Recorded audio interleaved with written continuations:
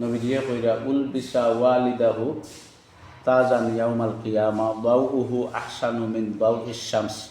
আপনারা যে কিতাব পড়িরা কুরআন শরীফ এটা হইল আসমানি কিতাব। জমিনের কিতাব না আসমানি কিতাব?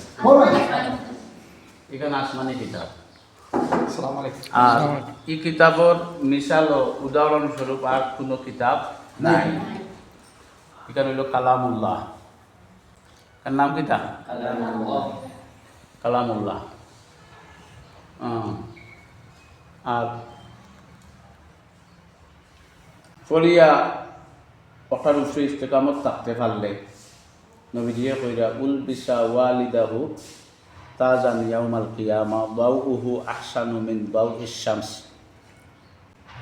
তে বাপর মাথাত টুপি দেওয়া হইব, নূরের টুপি, যে টুপির পাওয়ার সূর্যর পাওয়ার সূর্যর আলো চাইতেও বেশি।